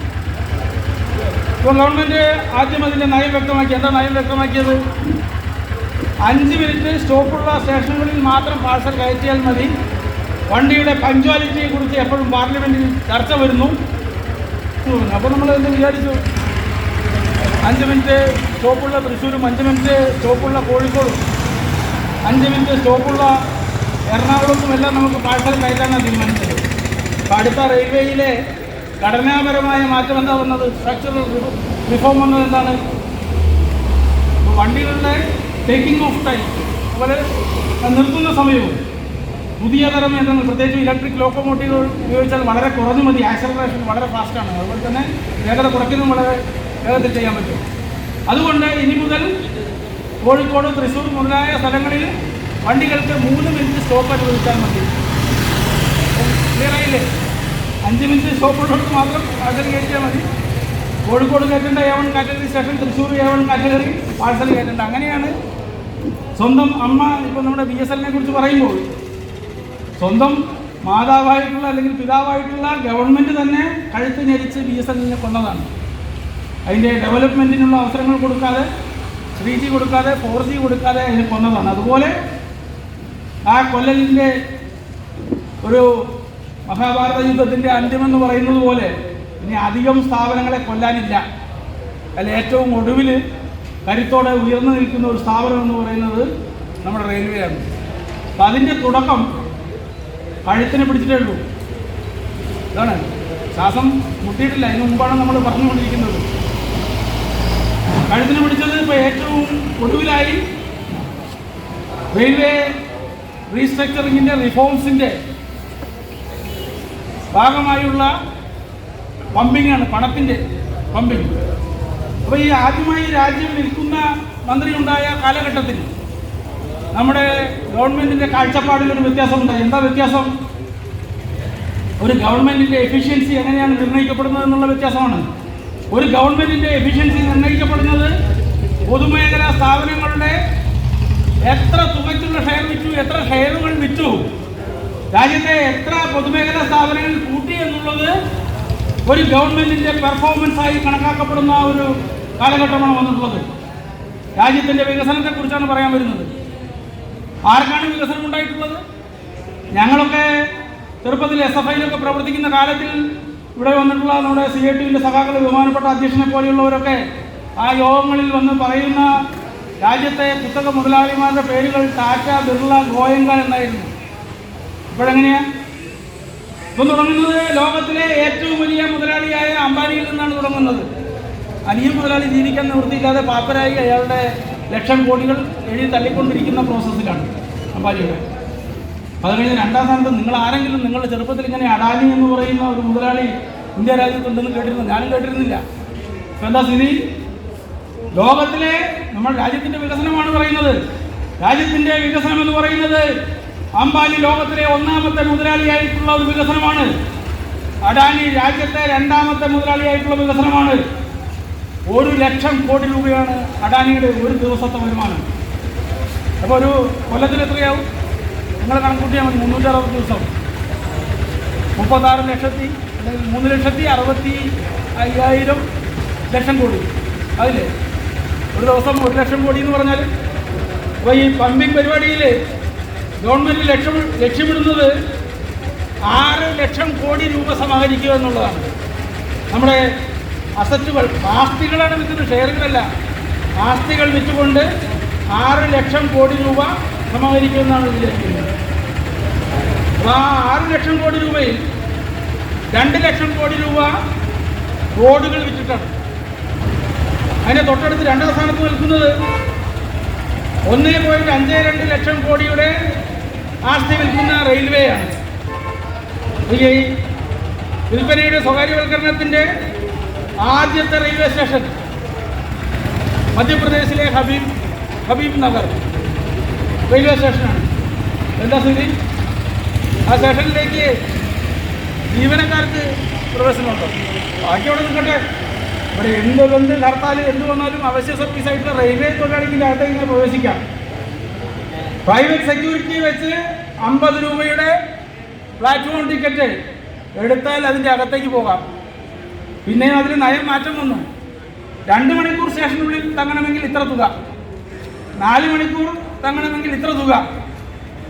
പിന്നെ അതിൽ ഇളവുകളുണ്ട്. എങ്ങനെയാണ് അതിൻ്റെ ഇളവുകൾ? അതിനുള്ളിലുള്ള ഷോപ്പിംഗ് മാളുകളാണ് നിശ്ചയിക്കുക. ആ ഷോപ്പിംഗ് മാളുകളിൽ നിന്ന് എത്ര തുകയുടെ കച്ചവടം ഈ സീസൺ ടിക്കറ്റുമായിട്ടോ അല്ലെങ്കിൽ നമ്മുടെ പ്ലാറ്റ്ഫോം ടിക്കറ്റുമായോ കയറുന്ന ആൾ സംഭരിക്കുന്നു. ചില സ്ഥലത്ത് അങ്ങനെയാണ്, ചില സ്ഥലത്ത് പാർക്കിങ്ങിനെ കൊടുത്തിട്ടുണ്ട്. ഇപ്പം എന്താ പറയുക, പാർക്കിംഗ് ടോട്ടലി ഫ്രീ എന്നാണ് പറയുക. പക്ഷേ നമ്മൾ വണ്ടിയോട് വെക്കണമെങ്കിൽ 20 രൂപ കൊടുക്കണം. ആ 20 രൂപ കൊടുത്ത് തരുന്ന ഒരു റെസീറ്റ് ഉണ്ടാവും. ആ റെസീറ്റിൽ സാധനങ്ങൾ വാങ്ങുന്ന ആ മേഖലയിൽ ഏൽപ്പിക്കപ്പെട്ടിട്ടുള്ള കടകളുടെ സീല് വെച്ച് കൊണ്ടുവന്നാൽ ഈ 20 രൂപ തിരിച്ചു കൊടുക്കും. വർക്ക് ഫ്രീ അല്ലേ? നമ്മുടെ റെയിൽവേയിലെ പ്ലാറ്റ്ഫോമിലേക്ക് കയറുന്നയാൾ തിരിച്ച് അവിടെ നിന്ന് എങ്ങനെ വന്നാൽ റീഫണ്ടും ഒരു കൺസിഡറേഷനും ഇല്ല. ഓരോ 2 മണിക്കൂറിലും പരിശോധന നടത്തുന്ന നമ്മളെപ്പോലെയുള്ള ടിക്കറ്റ് പരിശോധിക്കുന്ന പരിശോധകരല്ല പരിശോധന നടത്തുന്നത്. നമ്മുടെ മന്ത്രിയുടെ കർഷകരുടെ ഇടയിലേക്ക് വണ്ടി ഓടിച്ചു കയറിയ മന്ത്രിയുടെ കൂടെ ഉണ്ടായിരുന്ന ഗുണ്ടകളെ പോലെയുള്ളവരാണ് നമ്മുടെ സ്റ്റേഷൻ ഭരിക്കുക. അപ്പോൾ അതിൻ്റെ ഇടയ്ക്ക് 35 കൊല്ലത്തെ അല്ലെങ്കിൽ 40 കൊല്ലത്തെ സമര പാരമ്പര്യമുള്ള ഒരു സഖാവാണ് ഞാൻ. DRU എന്ന് പറയുന്ന ഒരു 100 നൂറ്റാണ്ട് പഴക്കമുള്ള രാജ്യത്തെ ഏറ്റവും പഴക്കമുള്ള ഒരു റെയിൽവേ സംഘടനയുടെ, തൊഴിലാളി സംഘടനയുടെ കരുത്തനായ ബ്രാഞ്ച് പ്രസിഡന്റാണ് ഞാൻ എന്ന് പറഞ്ഞാൽ കയറ്റും അങ്ങോട്ട് സെക്യൂരിറ്റി. അതാണ് നടക്കാൻ പോകുന്നത്. എങ്ങനെയാണ് അതിൻ്റെ വിൽപ്പനയെക്കുറിച്ച് പറയുന്നത്? ഇപ്പോൾ എന്താ ഏറ്റവും കൂടുതലായിട്ട് DMS യൂണിയൻ, ഇവിടെ DRKS എന്നാണ് അതിൻ്റെ പേര്, എന്താ പ്രചരിപ്പിച്ചുകൊണ്ടിരിക്കുന്നത്? നിങ്ങളൊക്കെ പറയുമ്പോൾ സ്റ്റേഷൻ വിൽക്കുന്നില്ല. അങ്ങനെയാണല്ലോ എല്ലാ റെയിൽവേ ബജറ്റ് പ്രസംഗത്തിൻ്റെയും തുടങ്ങുക, we are not going to privatise railways എന്ന് പറഞ്ഞിട്ടാണ് റെയിൽവേ മന്ത്രി തുടങ്ങുക. അത് കഴിഞ്ഞ അടുത്ത വാചകം എന്താണ്? ഈ റെയിൽവേയെ ഇത്രയും കാര്യക്ഷമമായി കൊണ്ടുപോകുന്ന ലക്ഷക്കണക്കിന് തൊഴിലാളികളെയും കുടുംബങ്ങളെയും ഞങ്ങൾ ഹാർദമായി അഭിനന്ദിക്കുന്നു. രണ്ടാമത്തെ സെൻറ്റൻസ്. പിന്നെ 3 മുതലുള്ള സെൻറ്റൻസുകൾ ബ്ലാങ്കാണ്. അതെന്താണ്? ഈ പുറമേക്ക് കാണിച്ച നേരത്തെ പറഞ്ഞ 2 വാക്കുകളുടെ മറവിൽ ഞങ്ങൾ റെയിൽവേയെ വിറ്റില്ലാതാക്കുന്നതാണ്. അങ്ങനെയല്ല. ഇപ്പം എന്തിൻ്റെ മറവിലാണ് നമ്മുടെ റെയിൽവേയെ വിറ്റുകൊണ്ടിരിക്കുന്നത്? എന്തിൻ്റെ മറവിലാണ് നമ്മുടെ രാജ്യത്തെ വിറ്റുകൊണ്ടിരിക്കുന്നത്? കൊറോണ എന്ന മഹാവ്യാധി രാജ്യത്തിൻ്റെ സാമ്പത്തിക നട്ടെല്ല് ഒടിച്ചിട്ടിരിക്കുന്ന ഒരു സമയത്തിൽ 2 കോടി തൊഴിലാളികൾക്ക് അവിടെ കമ്പനികൾ പൂട്ടി, നിത്യവൃത്തിക്കുള്ള ജോലിയില്ലാതെ, ഒരു നേരത്തെ ഭക്ഷണത്തിനില്ലാതെ, അവരുടെ സ്ഥാപനങ്ങളിൽ നിന്ന്, അടച്ചുപൂട്ടിയ ഫാക്ടറികളിൽ നിന്ന് വെളിവഴിയിലേക്ക് വലിച്ചെറിയപ്പെട്ട കണ്ണീരിൻ്റെയും കനലിൻ്റെയും കാലഘട്ടത്തിലാണ്, ആ കൊറോണയുടെ മറവിലാണ് രാജ്യത്തെ വിറ്റുതുലയ്ക്കുവാൻ ഈ ഗവൺമെന്റ് തയ്യാറെടുത്തുകൊണ്ട് ഇത്തരത്തിലുള്ള നടപടികളുമായി മുന്നോട്ട് പോകുന്നത്. നിങ്ങളുടെ അയൽവാസി കോവിഡ് കൊണ്ട് മരിക്കുന്നു. ആ അയൽവാസിയെ ആരും തൊടാൻ തയ്യാറാവുന്നില്ല, വിവരം പറയാൻ തയ്യാറാവുന്നില്ല. മരിച്ച ഭർത്താവിനെ സ്പർശിക്കാൻ ഭാര്യ തയ്യാറാവുന്നില്ല, മരിച്ച ഭാര്യയെ സ്പർശിക്കുവാൻ അല്ലെങ്കിൽ അതിൻ്റെ അനന്തര നടപടികൾ സ്വീകരിക്കുവാൻ ഭർത്താവ് തയ്യാറാകുന്നില്ല. അങ്ങനെയുള്ള ഒരു സാഹചര്യത്തിലുള്ള രാജ്യത്തിലെ ബഹുഭൂരിപക്ഷം പേർക്ക് ഈ രാജ്യത്തെ വിൽക്കുന്ന നയത്തിനെതിരെയുള്ള സമരത്തിൽ പോയിരിക്കാൻ പറ്റുമോ? അത്രയും ശോചനീയമായ ഒരു അവസ്ഥയിൽ നമ്മുടെ രാജ്യത്തിൻ്റെ സാമ്പത്തികം നിൽക്കുന്ന ഘട്ടത്തിലാണ് നമ്മുടെ രാജ്യത്തെ വിൽക്കുന്നതിന് തുല്യമായ റെയിൽവേ വിൽപ്പനയ്ക്ക്, അതിൻ്റെ ആസ്തി വിൽപ്പനയ്ക്ക് തയ്യാറായിട്ടുള്ളത്. നമ്മുടെ ചരിത്രങ്ങൾ പരിശോധിച്ചാൽ ലീസിന് കൊടുത്ത ഒരു സ്ഥാപനവും റെയിൽവേക്ക് തിരിച്ചു കിട്ടിയതായിട്ടുള്ള ചരിത്രമില്ല. ഏറ്റവും ആദ്യം കേരള സംസ്ഥാനത്ത് മുൻ സഖാവായിരുന്ന ശ്രീമാൻ അബ്ദുള്ളക്കുട്ടിയുടെ ശുപാർശയോടുകൂടിയാണ് വേറെ പേരുകളിലുള്ള 6 പേർ കണ്ണൂർ സ്റ്റേഷന് മുമ്പിലുള്ള 1/2 ഏക്കർ ലീസിനെടുത്തത്. ലീസ് തുക എന്ന് പറഞ്ഞാൽ വളരെ ചുരുക്കമാണ്. നമ്മളെ എറണാകുളത്തോട് പ്രസംഗിച്ചല്ലോ. ഹൈക്കോർട്ടിന്റെ പുറകിൽ 54 ഏക്കർ സ്ഥലമുണ്ട്. എന്താണ് സ്വകാര്യ കുത്തകകളുടെ കണ്ണെവിടെയാണുള്ളത്? രാജ്യത്തെ ഏറ്റവും വലിയ ഭൂവുടമ എന്ന് പറയുന്നത് റെയിൽവേയാണ്. റെയിൽവേ സ്റ്റേഷനുകൾ ഒരു രാജ്യത്തിന്റെ ഏറ്റവും പ്രധാന നഗരങ്ങളെ, ആ നഗരങ്ങളെ വികസിപ്പിക്കുന്ന ഉദാഹരണം ഷൊർണൂർ എടുത്താൽ മതി. റെയിൽവേ ഇല്ലെങ്കിൽ ഷൊർണൂർ ഇല്ല. അതെങ്ങനെ അവസാനം ഷൊർണൂർ മുനിസിപ്പാലിറ്റി വരെയായി അതിന്റെ വികസനത്തിൽ ഗ്രാമത്തിൽ നിന്ന്? അങ്ങനെയുള്ള റെയിൽവേ സ്റ്റേഷനുകളെ ലീസിനെടുത്തു കഴിഞ്ഞാലുള്ള സ്ഥിതി എന്താണ്? റെയിൽവേയിൽ തലമുറകൾ ഇങ്ങനെ മാറിക്കൊണ്ടിരിക്കും. കണ്ണൂര് 1 വർഷം കഴിഞ്ഞപ്പോൾ ലീസ് തുക കൊടുക്കുന്നില്ല. 54 ഏക്കർ നിശ്ചയിക്കപ്പെട്ട കമ്പനിക്ക് എങ്ങനെ കൊടുക്കുക? ഏക്കറിന് 10 രൂപ വെച്ച് ലീസ് തുകയ്ക്ക് കൊടുക്കും. എത്ര കൊല്ലത്തേക്ക്? 35 കൊല്ലത്തേക്ക്. റെയിൽവേക്ക് തിരിച്ചു കിട്ടുമോ? തിരിച്ചു കിട്ടുമെന്നാണ് നിയമസുകാരൻ പറയുന്നത്. അങ്ങനെയാണെങ്കിൽ കണ്ണൂര് ലീസ് തുക 10 രൂപ പോലും അടയ്ക്കാത്ത ആൾക്കാർക്കെതിരെ റെയിൽവേ നോട്ടീസ് കൊടുത്തപ്പോൾ നീതി നിഷേധിക്കപ്പെടുന്ന ഒരിടമായി മാറിക്കൊണ്ടിരിക്കുന്ന നീതിന്യായ വ്യവസ്ഥ അതിന് സ്റ്റേ കൊടുക്കുകയാണ് ചെയ്തത്. 10 രൂപയും കട്ടണ്ട. എറണാകുളത്ത് ഹൈക്കോടതിയുടെ പുറകിലുള്ള 1 ഏക്കർ 10 രൂപയ്ക്ക് ഇവിടെ ഇരിക്കുന്ന ആർക്കെങ്കിലും കൊടുക്കുമോ? അതാണ് പ്രീ ഡിക്ലർമെന്റ് എന്ന് പറയുന്നത്. 6 വിമാനത്താവളം അഡാനിക്ക് തന്നെ കൊടുക്കുകയുള്ളൂ. അപ്പൊ എന്താണ് രാജ്യത്തിന്റെ വികസനം? രാജ്യത്തിന്റെ വികസനം എന്ന് പറയുന്നത് അംബാനിയുടെയും അദാനിയുടെയും വികസനമാണ്. രാജ്യത്തിന് 80 കോടിയുടെ വികസനം ഉണ്ടായെന്ന് വിചാരിക്കുക. അതില് 79 കോടിയുടെ വികസനം അംബാനിക്കും അഡാനിക്കും കൂടെ. ബാക്കി 1 കോടി ഉണ്ടല്ലോ. ആ 1 കോടി നമ്മൾ 129 കോടി ജനങ്ങളുടെ വികസനം. ആവറേജ് എടുത്താൽ ഓരോ ആൾക്ക് എത്ര വരും? ആവറേജ് എടുത്താൽ അംബാനി അഡാനി രാജ്യത്തിൻ്റെ ജനങ്ങൾ അതിൻ്റെ ആവറേജ് എടുത്തിട്ടുണ്ടെങ്കിൽ 500 ഹരിച്ചാൽ എത്ര വരും? രാജ്യത്തിൻ്റെ വികസനമാണ് പറയുന്നത്. അപ്പോൾ നമ്മളും 40 കോടിയുടെ വികസനമുണ്ടായ വ്യക്തിയാകും ആവറേജിൽ. ഫലത്തിൽ അങ്ങനെ ഉണ്ടാകുന്നുണ്ടോ? അതാണ് രാജ്യത്തിന്റെ വികസനം. രാജ്യത്തിലെ കുത്തകകൾ വളർന്നാൽ, രാജ്യത്തിന്റെ ജനങ്ങളുടെ അസറ്റ്, യാത്രക്കാരുടെ അസറ്റ് സ്വകാര്യ കുത്തകൾക്ക് തീരെഴുതിയാൽ രാജ്യത്തെ എല്ലാ നിയമ നടപടികളും എന്താണ്? തൊഴിൽ കോഡുകൾ എങ്ങനെയാണ് വരുന്നത്? ചിക്കാഗോയിലെ 8 മണിക്കൂർ ജോലി, 8 മണിക്കൂർ വിശ്രമം, 8 മണിക്കൂർ വിരോധം എന്ന മുദ്രാവാക്യത്തെ ഉയർത്തിപ്പിടിച്ചുകൊണ്ട് ചിക്കാഗോ തെരുവീതികളിൽ തൊഴിലാളികൾ മരിച്ചു വീഴുന്നതിന് മുമ്പ് ലോകത്താദ്യമായി ജോലി സമയം 8 മണിക്കൂർ ആയി നിജപ്പെടുത്തണമെന്ന് ആവശ്യപ്പെട്ടത് ഇന്ത്യൻ റെയിൽവേയിലെ ഹൗറയിലെ റെയിൽവേ തൊഴിലാളികളാണ്. അതിന്റെ പാരമ്പര്യം ഉൾക്കൊള്ളുന്നവരാണ് തൃശ്ശൂർകാർ. അതെനിക്ക് പറയാതിരിക്കാൻ പറ്റില്ല. നമുക്ക് അംഗീകാരം കിട്ടിയ സമയത്താണ് ഇവിടെ പല ഗേറ്റ് ലോഡ്ജുകളും സ്ഥാപിക്കപ്പെട്ടത്, എസ്പെഷ്യലി ഗുരുവായൂരിലേക്കുള്ള ലൈനൊക്കെ ഓപ്പൺ ചെയ്തത്. അപ്പോൾ റെയിൽവേയുടെ നിയമം അനുസരിച്ച് എങ്ങനെയാണ് വേണ്ടത്? ആ ഗേറ്റ് ലോഡ്ജുകളിൽ 8 മണിക്കൂർ കണ്ടിന്യൂസ് ജോലി സമ്പ്രദായമാണ് നടപ്പിലാക്കേണ്ടത്.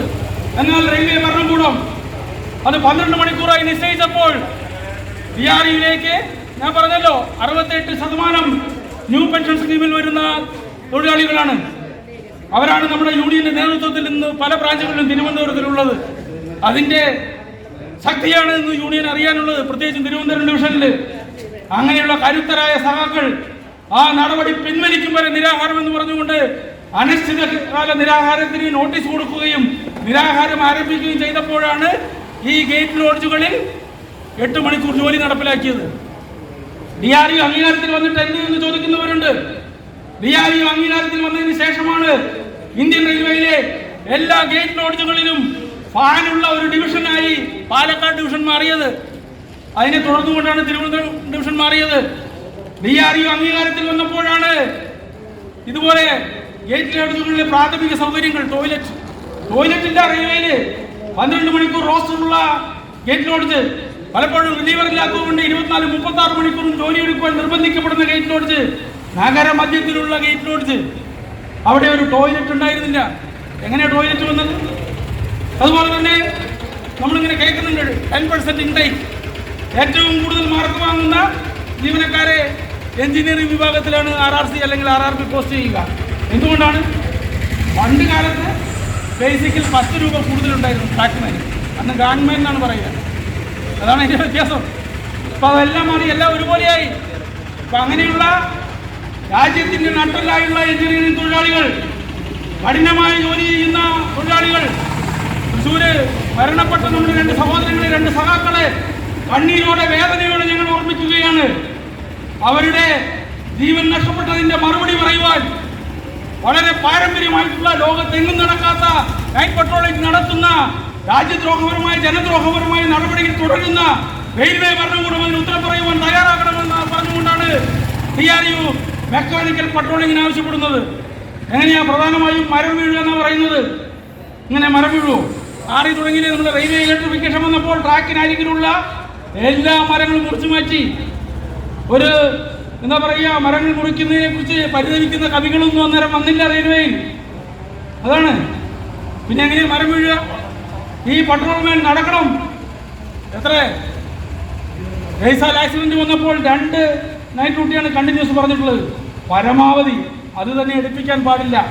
ഒരു നൈറ്റ് ഡ്യൂട്ടി കഴിഞ്ഞ് നൈറ്റ് ഓഫ് കൊടുത്ത് അടുത്ത ഡ്യൂട്ടിക്ക് വിളിക്കണം എന്നാണ്. അങ്ങനെ റെയിൽവേ നടക്കുന്നുണ്ടോ? ഈ പട്രോൾമാൻമാർ അവർ അവരുടെ ജീവൻ പണയം വെച്ചുകൊണ്ട് നടക്കുകയാണ് ട്രാക്കിൽ. പണ്ടത്തെ പോലെയല്ല, 30-40 കിലോമീറ്ററിൽ ഓടുന്ന വണ്ടിയല്ല, 100-110 സ്പീഡിൽ ഓടുന്ന വണ്ടിയാണ്. വണ്ടി കാണുന്നതിന് മുമ്പ് നമ്മുടെ ശരീരത്തൂടെ കടന്നു പോയിട്ടുണ്ടാവും. അങ്ങനെ 100 കണക്കിന് ട്രാക്ക്മാൻമാർ മരണപ്പെട്ടിട്ടുണ്ട്. ആദ്യ പ്രസംഗം പറഞ്ഞിട്ടുണ്ടാവും. യാത്രക്കാരെക്കാളും റെയിൽവേ ജീവനക്കാരാണ് ഓരോ വർഷവും റെയിൽവേയിൽ മരണപ്പെട്ടുകൊണ്ടിരിക്കുന്നത്. അത് നമുക്ക് വിഷമമുണ്ട്.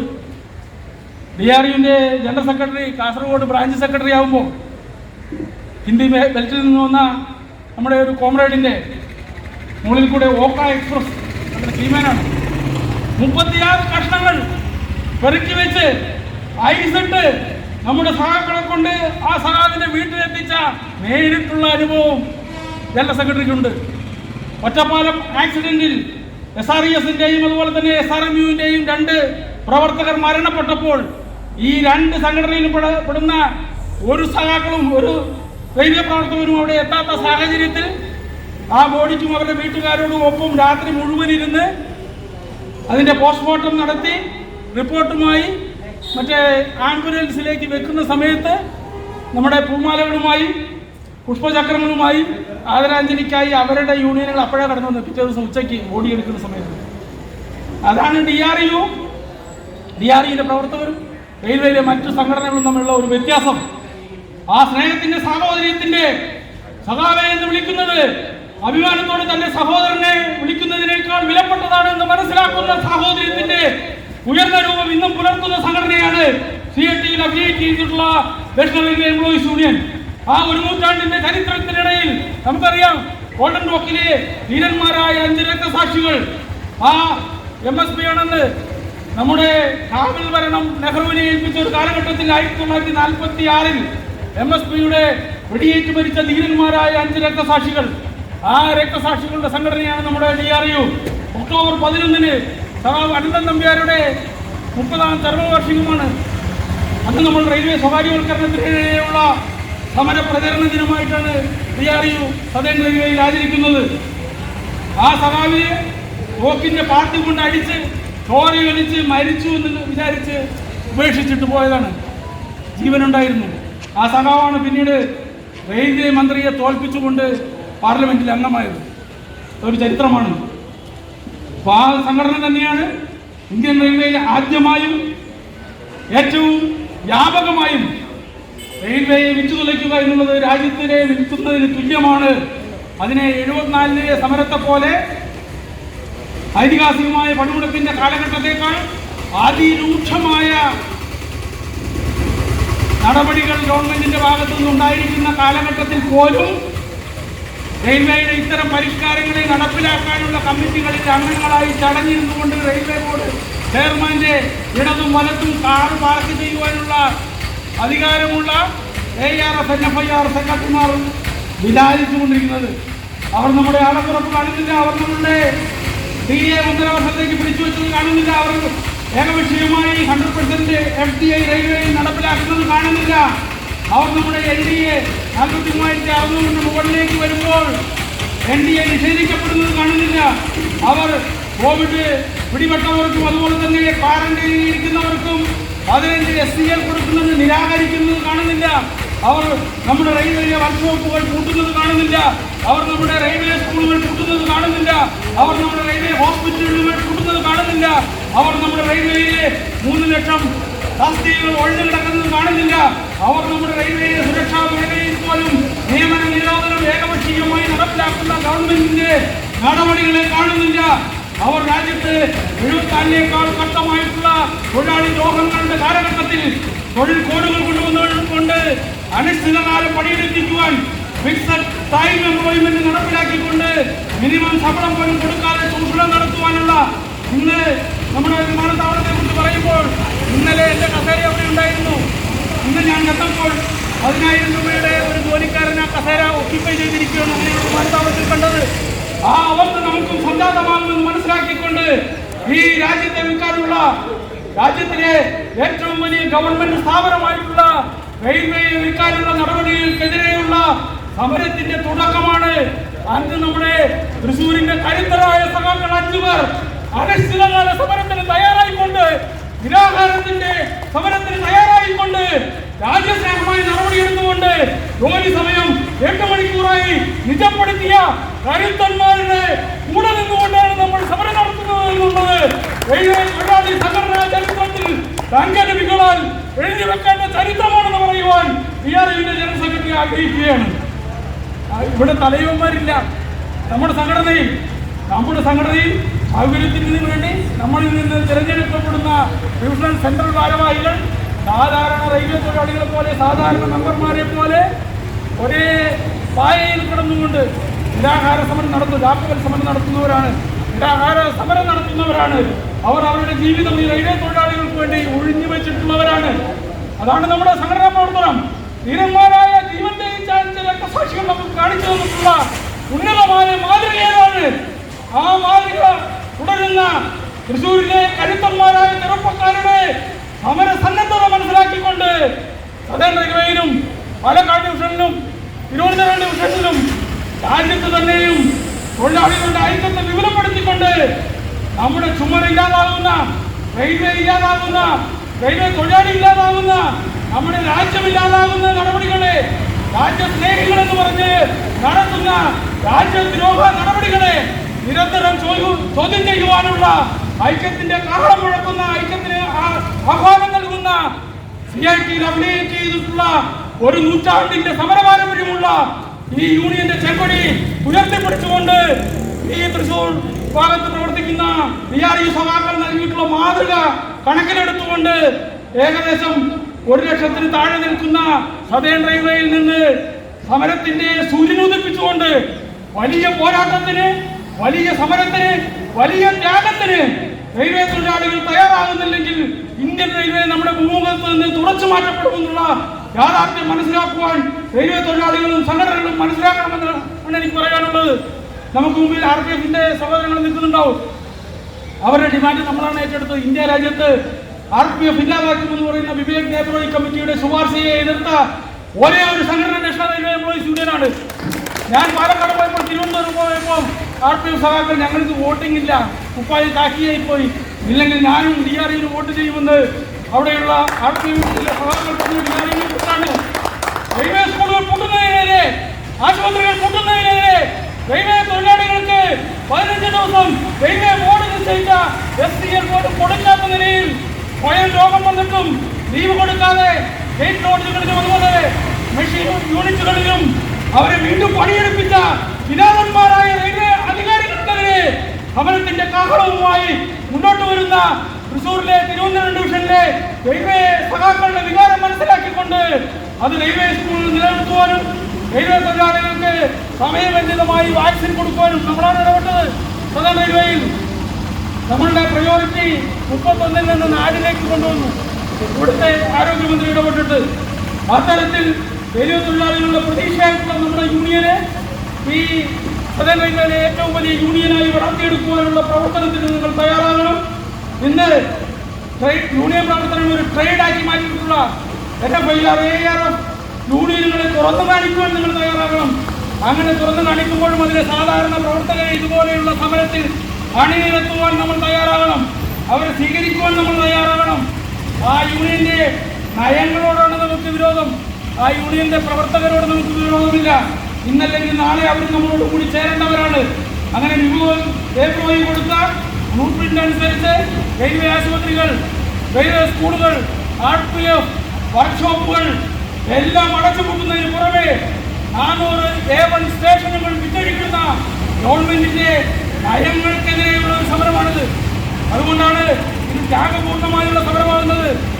അതുകൊണ്ടാണ് ത്യാഗോജ്വലമായി ലോകത്തിന്റെ ചരിത്രത്തിൽ രേഖപ്പെടുത്തിയ സമരങ്ങളോടൊപ്പം ഈ രാജ്യത്തെ രക്ഷിക്കുവാനുള്ള, റെയിൽവേയെ രക്ഷിക്കാനുള്ള 3 ദിവസത്തെ ത്യാഗത്തിന്റെ നിരാഹാര സമരം റെയിൽവേയുടെ ചരിത്രത്തിൽ മാത്രമല്ല ലോക ചരിത്രത്തിൽ വിടപിടിക്കുന്ന ഒരു സമരമായി മാറിക്കൊണ്ടിരിക്കുന്നത്.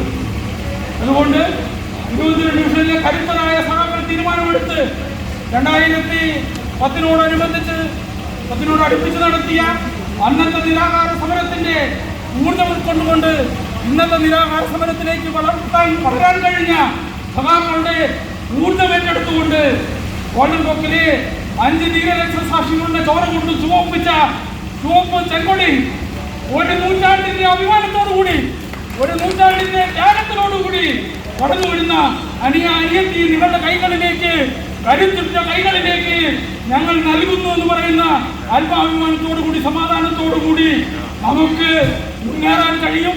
ആ മുന്നേറ്റമാണ് റെയിൽവേയുടെ ജനങ്ങളുടെ 10 ലക്ഷം റെയിൽവേ ജീവനക്കാരുടെ, അവരുടെ കുടുംബങ്ങളുടെ, രാജ്യത്തെ 130 കോടി ജനങ്ങളുടെ ജീവിതവും പ്രത്യാശയും നിലനിൽക്കുന്നത്.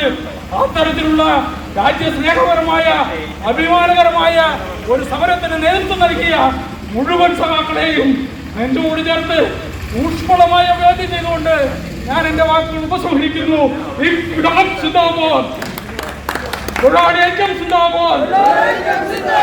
രക്തസാക്ഷി മരിക്കുന്നില്ല, ജീവിക്കുന്നു ഞങ്ങളിലൂടെ. ഇൻകുലാബ് ഇൻകുലാബ് ഇൻകുലാബ് സിന്ദാബാദ്.